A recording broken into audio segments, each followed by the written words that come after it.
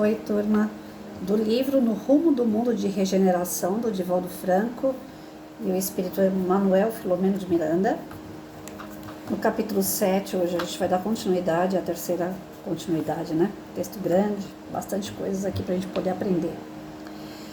O tom com que se expressava era suave e austero, levando-me a imaginar a dúlcida voz de Jesus ao proferir o sermão da montanha.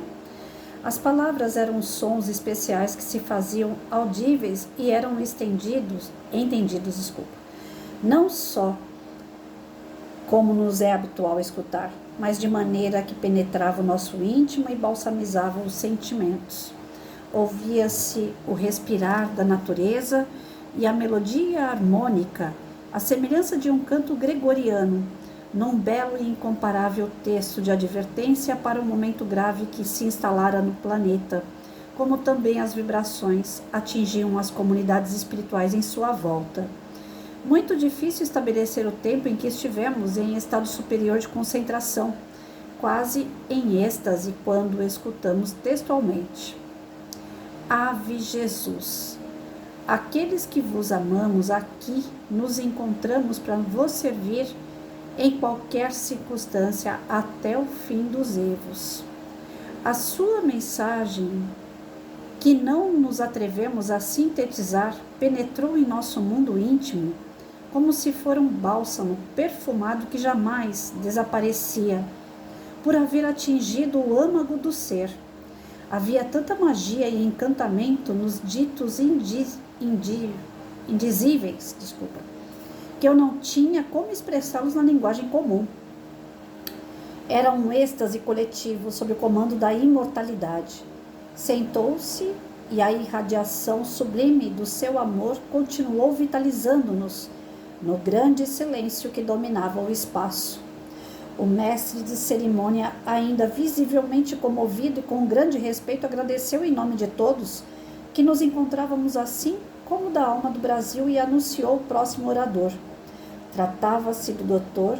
Adolfo Bezerra de Menezes Cavalcante, que se levantou gentil e aproximou-se da tribuna, exalando simplicidade e pureza do coração. A beleza do espetáculo era de tal ordem que não se podia pensar nas tragédias e sofrimentos que mutilavam as vidas fora do recinto. As estrelas pareciam crisântemos de luz prateada fugindo no alto e diminuindo a escuridão turquesa da noite, balsamizada pelas vibrações que se espraiavam do recinto. Com a voz doce, sem perder a austeridade, o médico dos pobres deu início à sua peroração. Saudando com respeito Ismael e os componentes da mesa, prosseguiu: Filhos da luz divina, louvado seja o Senhor por todos nós. Ante o silêncio da noite serena, o pensamento de Deus escrevia na partitura da natureza as notas sublimes do amor, compondo a sinfonia da misericórdia. A balada nos penetrava os poros do espírito e a música encantadora os nossos sentimentos, tornando-nos partes integrantes da excelsa melodia. Nesta soberana composição também ressudam as vozes humanas em descompasso pelas dores insuportáveis dos fenômenos angustiantes que graçam na terra. São os seres humanos que estertoram nos equívocos nos quais se fixaram, na queda aos abismos que se permitiram, na rebeldia desvairada que os domina, nos resgates inadiáveis a que estão sendo submetidos. A providência atende aos apelos dos sofredores que sentem necessidade de paz e permite a pandemia outriz para fazê-los despertar para a realidade de seres imortais que são, de modo que se revejam e se autoanalisem, volvendo aos caminhos do amor que ficaram atulhados de ódio e soberba, de viciações e embriaguez dos sentidos. À medida que a cultura vinha enlouquecendo os seres narcisistas e utilitaristas, tornava-se inevitável um movimento edificante reacionário, a luxúria e a anarquia. Fingia-se acreditar que a vida é resultado do fortuito, do inimaginável, sem objetivo, qual se fosse a Terra uma nau fantasma que apareceu no mar do cosmo e logo mais se consumiria no nada. Aproveitar as suas concessões grosseiras seria a única maneira de viver, de desfrutar a existência caótica para eles. Tudo quanto induza ao amor e à renúncia das paixões animalizadas não tem recebido aceitação indiscutida enquanto as propostas de saúde moral tombam na zombaria e no descrédito. Como essa é uma visão nefasta e mentirosa, as leis que a engendraram e a comandam sob a orientação de Deus após experimentarem muitas guerras entre nações que são submetidas por outras mais poderosas, surgiram com a proposta da pandemia que aterroriza os mais audaciosos e os menos corajosos. Países tecnologicamente bem equipados e moralmente perdidos no ateísmo e nas suas nazis, correntes de poder apaixonados pela transitoriedade do seu tempo, encontraram na microbiologia vírus destrutivos para uma futura guerra biológica, quando os seus argumentos de força e de compressão falharem, poderiam trabalhar cepas de influenza e outras doenças, criando na atualidade o terrível assassino que ora os vence também. Eis aí o resultado infeliz dos seus sonhos de soberania e grandeza, transformando-se em pesadelos terríveis sem um despertar tranquilo. Como são pigmeus pretensiosos, que estão descobrindo as bordas do conhecimento, mas se encontram muitíssimo distantes da realidade da vida, o Senhor de bondade e sabedoria a todos convoca a reflexão pela própria impotência, a redescobrir a pequenez.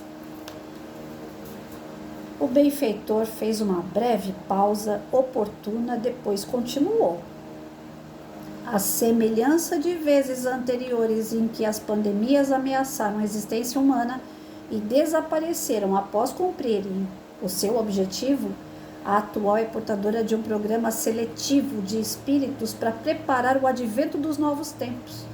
Certamente serão afetados milhares de seres que se encontram na pauta vibratória da virose, mas estarão resgatando outros graves comportamentos a fim de se ajustarem à ordem que será vigente no planeta, logo mais, quando tudo se acalmar e a lei do progresso funcionar com mais rigor. Todo aquele que se encontre na faixa imunológica favorável à contaminação em decorrência da conduta moral que se tem permitido, experimentará o cutelo da desencarnação, preparando-se para acompanhar o progresso do planeta. Logo se recupere dos desaires e se encontre em condições de crescer no rumo da sabedoria.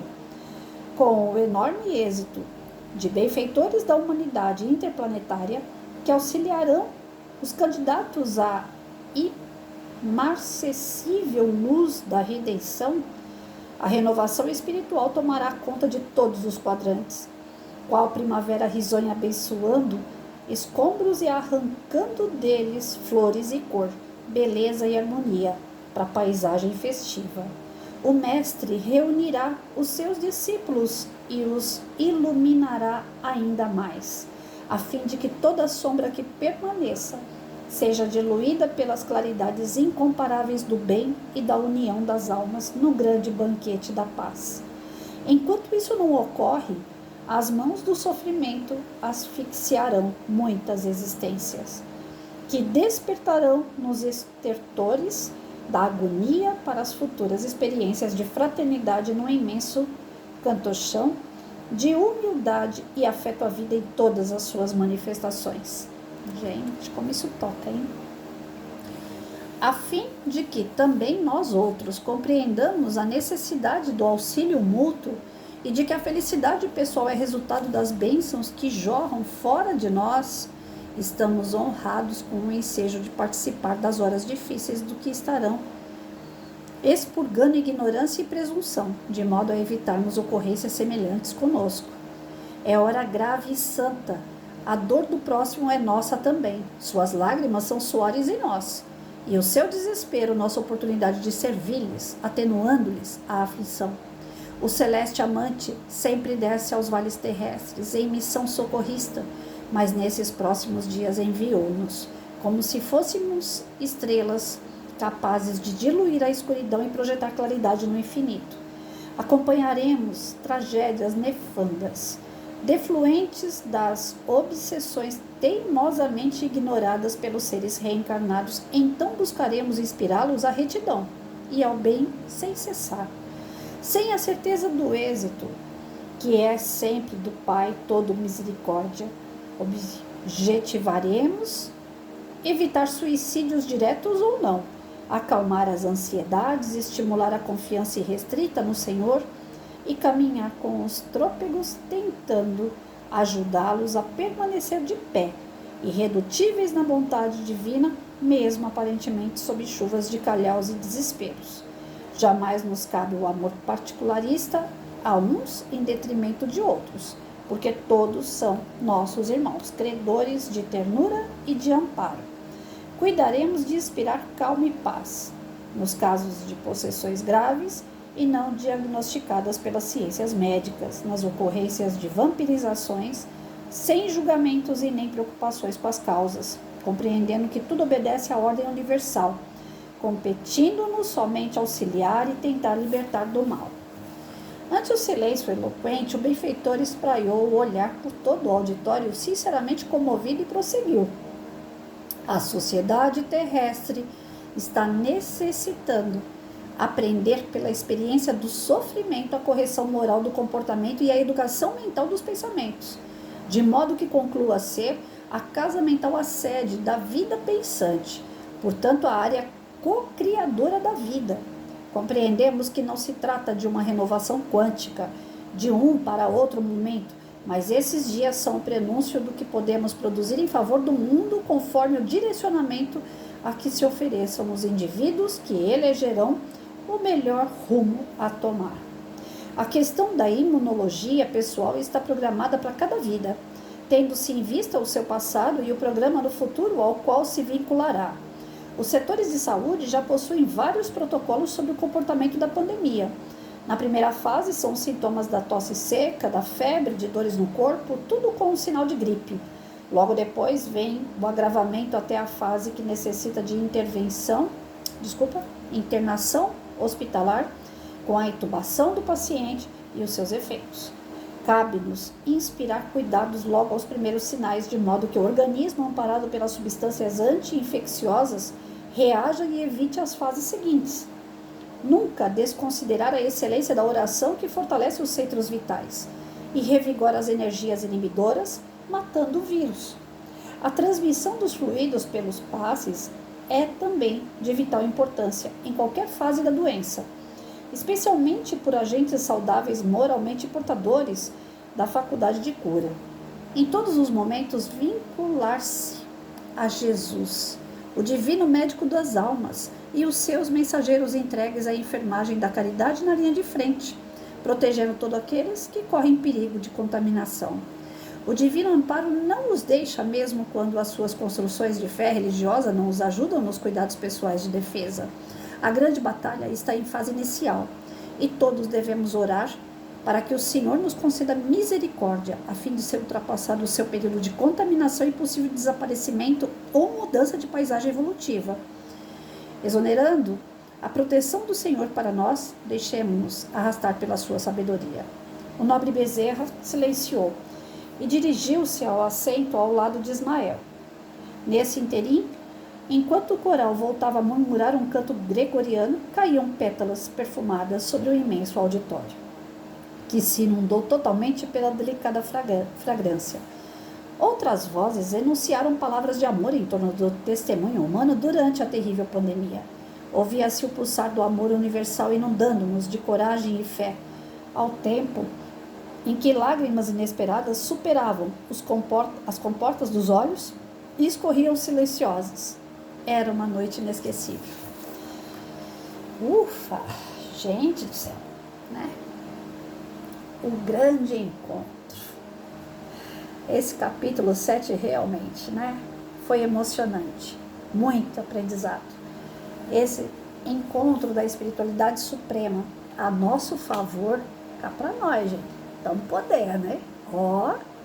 Muito bom saber que a gente não está sozinho. Que tudo aquilo que a gente está enfrentando tem um plano espiritual por trás. Tudo que eles estão permitindo acontecer não só a respeito da pandemia, mas tudo que a gente vê acontecer, as tempestades, o caos que está de enchente. Outro dia eu estava vendo um vídeo do Canadá, um iceberg lá derretendo, chegando na encosta, né, onde tem moradores. A gente está vendo a natureza se erguer para mostrar o tamanho da nossa pequenez, como disse o próprio texto do Bezerra, né? A gente pensa que constrói prédios gigantes, né, faraônicos, obras assim, que o mundo inteiro fala, nossa, é a oitava, 19ª, né, maravilha do mundo. O homem está criando coisas maravilhosas, mas nada se compara à criação de Deus, à continuidade das suas obras, né, e as chances, as oportunidades que esse nosso querido Pai dá todos os dias para que a gente possa mudar os trajetos errados, fazer novas escolhas. As novas oportunidades estão aí para a gente poder mudar o rumo, né? Não, mas as pessoas são teimosas, elas continuam fazendo aquilo que está dando errado, elas buscam o errado, elas se comprazem no errado. E a sensação que dá é que a gente não caminha. Mas a espiritualidade, mesmo vendo que a gente não está caminhando, eles estão amparando, eles estão cuidando, eles estão norteando. Eles acreditam que nós somos capazes de, a qualquer momento, acordar, amadurecer, desejar o bem, fazer o bem, querer a evolução própria e a evolução do outro, sem coisas baixas, inveja, ser mesquinho, achar que você tem condições de ser melhor do que o outro porque você sabe mais, porque você lê mais, porque você fala melhor, porque você tem mais diploma, porque você tem mais dinheiro. Nada disso tem valor. Na época da pandemia morreu pobre, rico, o cara que tem cultura, o cara que não tem cultura, o cara que está lá no meio da favela, no meio de cortiça, o cara que está lá no meio das casas exorbitantes, gigantes, cheias de móveis e de decoração, que tem iate, que tem avião. Nada teve de diferente para um ou para outro. A única coisa que tinha de diferente de um para o outro, se morre ou não morre, se fica ou não, era o seu interior, a sua moral. De acordo com a necessidade moral, o indivíduo fica ou vai. Ou ele vai porque já deu conta do que ele tinha que dar, um abraço, vai com Deus, meu irmão. E tem aqueles que foram porque não estavam dando conta, porque não estavam amadurecendo, porque via que era uma encarnação perdida, então vaza, meu irmão. E tem aqueles que não, vamos dar mais oportunidade, vamos deixar ele aqui mais um pouquinho. Então, o que fez a seleção de quem vai e quem fica é a sua moral, é a sua condição moral. Lógico que teve aqueles que se excederam, teve aqueles que se entregaram, né? Que também está ligado à moral, não deixa de ser. Então, nesse grande encontro, a gente vê que Bezerra de Menezes não foi um qualquer. Bezerra de Menezes falou muito e falou bem, né? O que ele quis dizer pra gente, vocês constroem coisas lindas, maravilhosas, exorbitantes, mas foi um vírus, um microvírus, uma coisa que você não enxerga, que levou tanta gente embora. Ou seja, vocês não são capazes de lutar contra aquilo que vocês não veem. E tem muita coisa que vocês não veem. Ou seja, vocês ainda têm muito que aprender, né? Então, para nós, o que sobra aqui desse depoimento todo, dessa colocação toda do Bezerra, é que apesar do nosso tropeço, a espiritualidade está do nosso lado, eles trabalham a nosso favor. E eles estão sempre ali, no auxílio, quem vai, quem fica, acalmando, dando motivação, dando incentivo, acalentando, acolhendo, né? Mas eles falam, vocês estão tendo oportunidade e estão jogando fora. Ao mesmo passo que eles cuidam, eles também são austeros, eles também viram pra gente e falam, olha, eu amo você, eu tô cuidando de você, mas se você não se cuidar, eu vou fazer o quê? Né? Lógico que eles tratam a gente com todo amor, com todo respeito.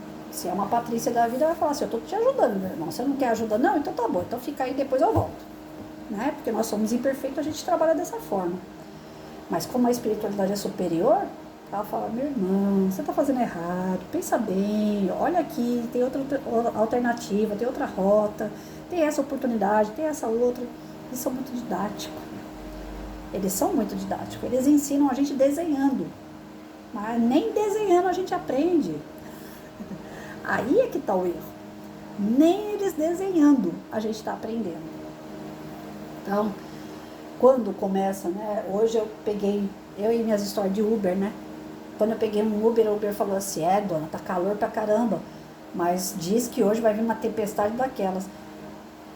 O que é que você tem feito? Se você sabe que vai vir uma tempestade, o que você tem feito para evitar, ou para amenizar, para tranquilizar? O que eu tenho visto as pessoas quando escutam esse tipo de coisa é ficar apavorada, mas não busca a solução. Você sabe que o teu telhado tem vão? Você foi lá colocar alguma coisa, colar o seu telhado, passar alguma manta para que não tenha vãos no seu telhado? Você vai esperar a tempestade vir, arrancar o teu telhado para depois você ficar chorando e falando que não tem dinheiro para cuidar, para arrumar? Então é essas coisas que a espiritualidade está chamando a atenção. Você está vendo que a coisa não está dando certo, vai piorar. O que você vai fazer para melhorar aí, meu irmão? Já passou da hora. Ai, que calor, que calor, que calor. Você já plantou uma árvore? Você passou 50, 60 anos da sua vida aqui nesse planeta, você colocou uma árvore no chão? Uma plantinha você colocou lá? Não, o tempo todo é cimento, cimento, cimento, é azulejo, é piso, escolhe o piso mais bonito do mundo, e aí? Se a gente não tiver árvore, a gente vai ter cada vez mais calor mesmo. Eu fui recentemente, né, segunda-feira, eu fui dar uma voltinha, um passeio, e eu fui pro Riacho Grande, não sei se vocês conhecem, uma região de São Bernardo. Eu atravessei 3 balsas, são 3 ilhas. Eu me encantei, porque todo mundo que eu falava no WhatsApp, tá calor, tá calor, tá calor. Onde eu tava, não tava excesso de calor, tava calor, tinha sol também, mas não excesso de calor, porque era arborizado toda a estrada que eu passei. Fiquei 6 horas dentro de um carro. Nessas 6 horas eu curti brisa, aquele ventinho gostoso das folhas, sabe? Um cheirinho gostoso de mato. Não é que eu tô querendo que todo mundo vá morar no mato, cada um com o seu gosto. Mas a gente precisa ter essa noção de deixar um pouco a natureza aí à vista. Por onde o homem passa, ele vai destruindo tudo. Aí vem uma tragédia, vem uma tempestade, leva tudo. Ah, por que será? Porque Deus não gosta da gente? Ou a gente está fazendo por merecer? Há quantos anos a minha professora lá na 2ª série falava, gente, não pode jogar lixo no chão, cuidado com a poluição, esse negócio vai voltar contra a gente. Vai chegar um momento que a gente não vai ter água para beber, nós vamos ter que comprar água. Eu nunca vi, como eu estou vendo agora, a venda de água. As pessoas não confiam em beber a água que vem na torneira.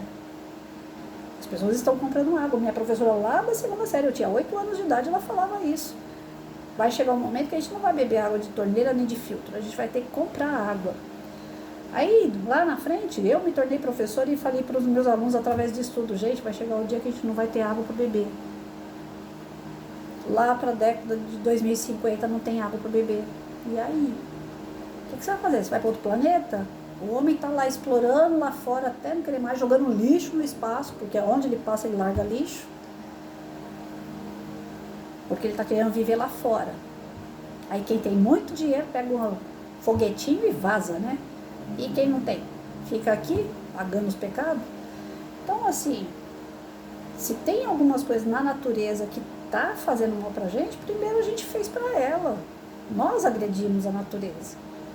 E hoje a gente está começando a colher esses frutos amargos. Então, a espiritualidade, como está aqui no texto, eles procuram mostrar pra gente o erro que a gente está cometendo, pra gente mudar o rumo, mudar o caminho. Mas nós somos teimosos, a gente deixa esgotar toda a possibilidade do acerto, né? Errando até não querer mais, para depois a gente se fazer de coitadinho e falar, ai, eu não sabia, ai, foi sem querer, ai, perdão, Senhor, me ajuda, Deus, né? Aí fica difícil, aí fica bem difícil, né?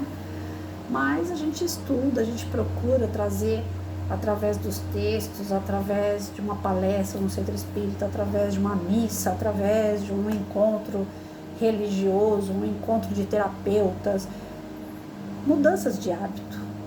A gente precisa buscar as mudanças de hábito, porque nós estamos habituados a fazer o que não presta. Agora a gente tem que mudar, tem que voltar, né? E seguir um outro caminho. O caminho que nós pegamos aqui está errado. É voltar e pegar outra estrada, que essa daqui não vai levar a gente para lugar nenhum. Né? Os desencarnes que estão tendo assim,